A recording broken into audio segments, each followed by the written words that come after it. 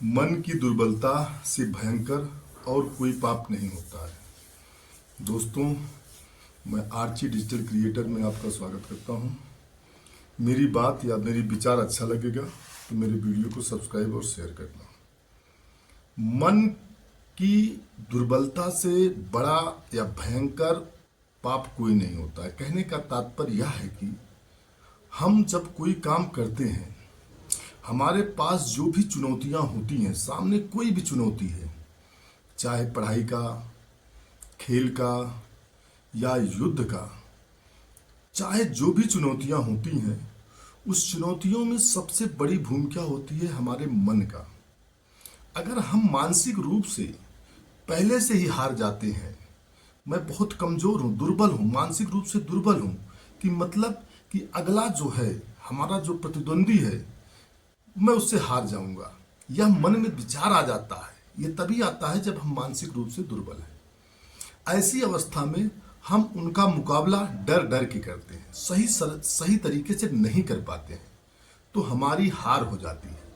इसीलिए वो पाप के रूप में रखा गया है। यदि हमारा मन, हमारा विचार, हमारी इच्छाएं, हमारी जो है प्रबल है कि अगला मेरा प्रतिद्वंदी है, मैं उससे बेहतर हूं, मानसिक रूप से मैं फुल कॉन्फिडेंस के साथ एकदम हूं कि मैं बेहतर उनसे कर सकता हूं, तो निश्चित रूप से मैं ही जीत जाऊंगा। तो वो हमारी सफलता का द्योतक बनेगा।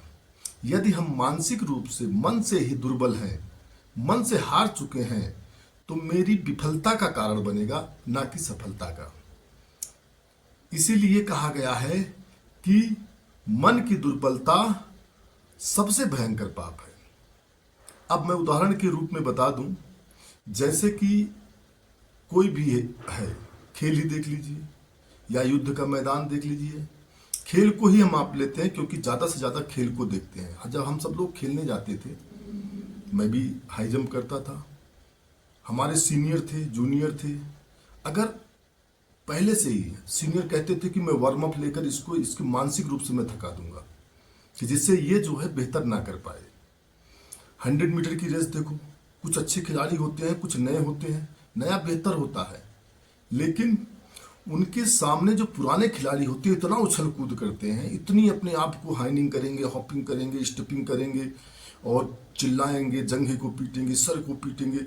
तो अगला जो नया खिलाड़ी बेहतर होता है, लेकिन मन में उसको आता है, अरे यार ये तो बहुत बेहतर खिलाड़ी है, मैं कमजोर हूं, मन से दुर्बल हो जाता है, मन से दुर्बल है वो।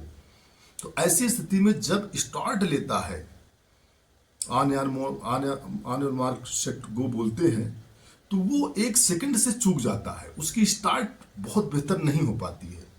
जब बहुत बेहतर नहीं हो पाती है, तब 100 मीटर की रेस है, अगर 1 सेकंड का भी अंतर हो गया तो आप जो है लगभग 10 मीटर पीछे हो जाएंगे।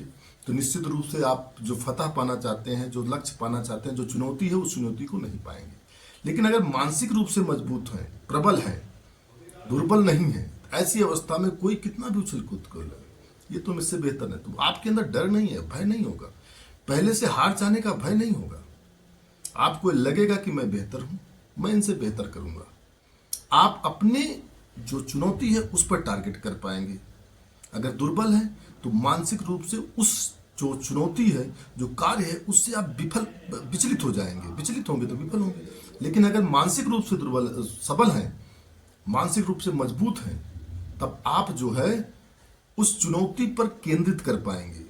ये जो उछल कूद या वो चीजें आपको दिखाई नहीं देगी। तो इसीलिए कहा गया है, मानसिक रूप से जो दुर्बल व्यक्ति है, वो बहुत भयंकर पाप है। मानसिक रूप से दुर्बलता भयंकर पाप है, इससे बड़ा पाप कोई नहीं है। इसलिए मानसिक रूप से दुर्बल मत बनो, सबल बनो, मजबूत बनो, कि मैं यूपीएससी का या मुझे यूपीएससी क्वालिफाई करना है, तो लोगों की तरह कमजोर मत बनिए। मैक्सिमम लोग कमजोर होते हैं, मैक्सिमम लोग, मतलब ये समझ लीजिए कि लाखों में, हजारों में एक लोग होते हैं जो मानसिक रूप से मजबूत होते हैं, वो यूपीएससी क्वालिफाई करते हैं।